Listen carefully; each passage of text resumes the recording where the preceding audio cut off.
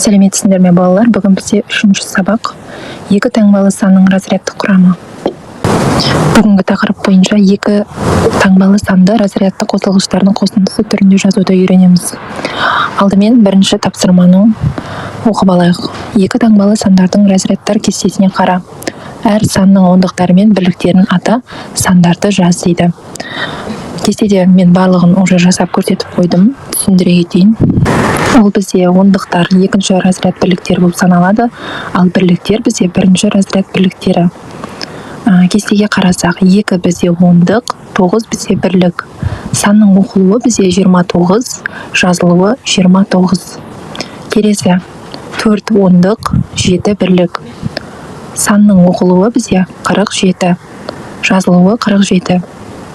Үшінші 7 ондық, 8 бірлік. Санның оқылуы ол 78, санның жазылуы 78.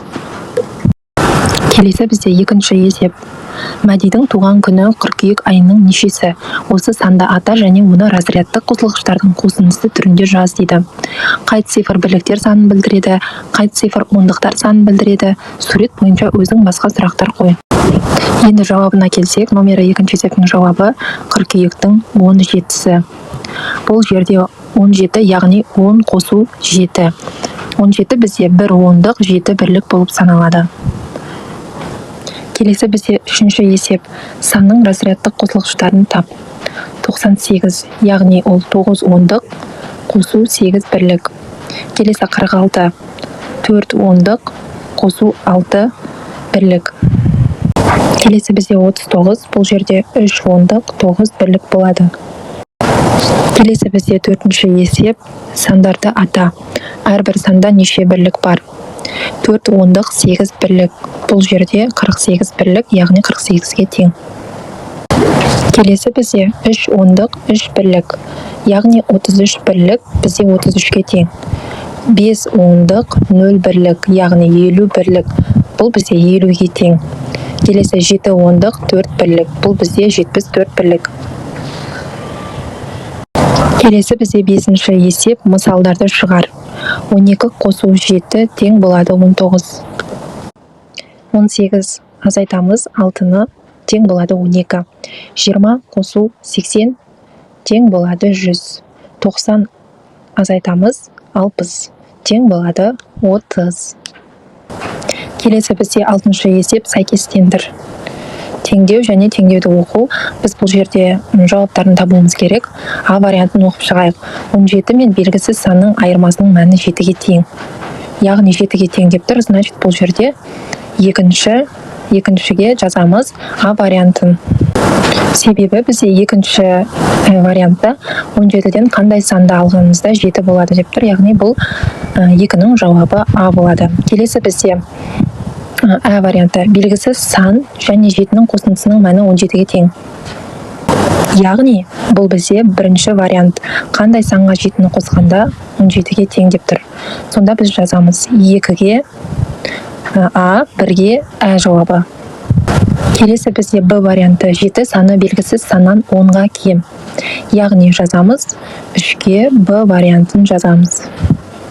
Келесі бізде 7-ші есеп. Аружан бірінші жолға 13 цифр, ал екінші жолға одан 2 цифр кем жазды. Аружан екінші жолға неше цифр жазды? Яғни номері 7-ші есеп берілгені деп жазамыз. Бірінші жолға 13 цифр, екінші жолға 2 цифр. Стрелка арқылы кем деген белгіні қоямыз. Және сұрақ белгісі бұл жерде бізде екінші жолға неше цифр. Шешуі 13 санынан 2 санын азайтамыз. Сонда бізде 11 болады. Жауабы сонда 11 цифр жазды Аружан. Келесі бізде 8-ші есеп. Екінші разрядтың 3 бірлігінен және бірінші разрядтың 5 бірлігінен тұратын санды разрядтардың қосылғыштардың қосындысы түрінде жаз.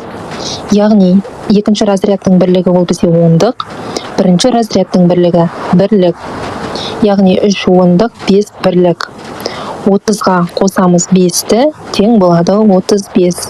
Жауабын осылай жазамыз. Келесі бізде 9-шы есеп берілген есепті оқиық.